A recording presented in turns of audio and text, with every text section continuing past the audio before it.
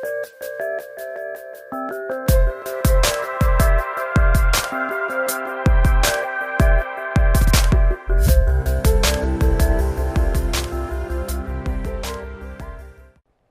hope y'all are ready for a little Latin lesson because, well, you're going to get it whether you like it or not.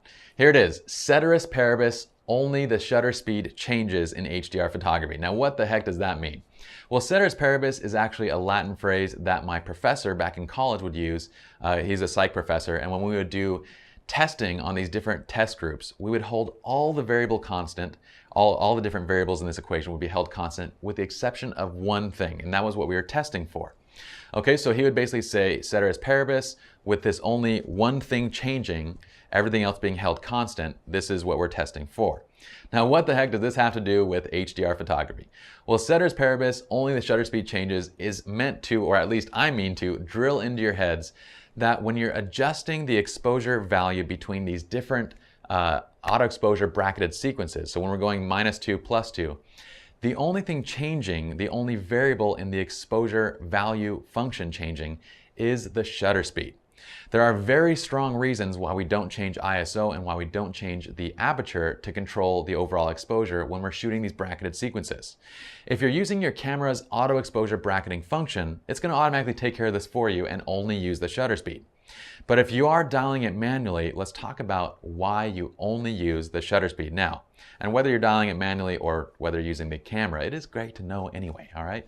So let's talk first, what if we were to do a 3-frame, 2-stop exposure bracketed sequence while we're adjusting the ISO to go from shot to shot? Well, this means that basically our median exposure has to start at 400 ISO, let's say on a Canon camera where native ISO is 100. We have to start at 400 ISO. We're going to go down to 100 ISO to darken it by 2 stops, and we're going to go up to 1600 ISO to brighten by 2 stops.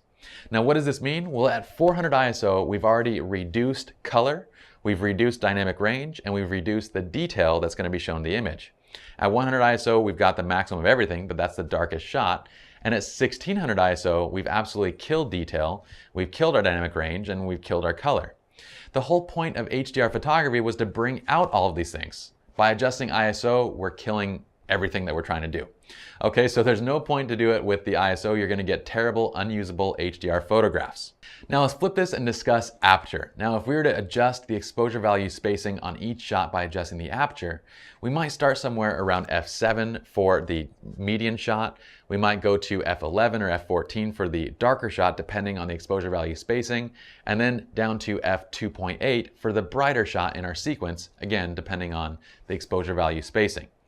But either way, what's happening when we change the aperture in each one of these shots is that we're changing the composition and the detail that's visible in the shot. At f7, we're going to see a lot of detail. At f11 to f14, we're going to see even more detail and sharpness. And at f2.8 or f4, we're going to see blurry backgrounds. And essentially, when you mix these 3 shots together, you're going to be destroying overall detail, which again is the thing that we're trying to avoid. We're trying to bring out detail and not destroy it. Once again, this leaves us with shutter speed. Shutter speed is the only variable that should be changing in the exposure value equation. So when we're adjusting shutter speed, we might run into other issues. We'll talk about this later on.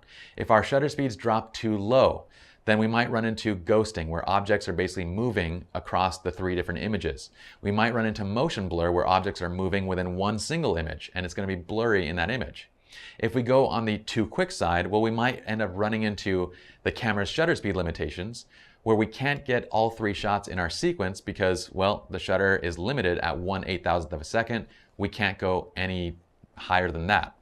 Okay, so it's going to introduce certain things that we need to think about, but just remember that's the only thing that changes in the overall exposure equation when we're doing HDR photographs, when we're dealing with auto exposure bracketing or these bracketed sequences. Once again, when you're using your camera's internal AEB, it's going to handle this for you automatically. I simply want you to understand exactly why it's controlling the shutter speed only.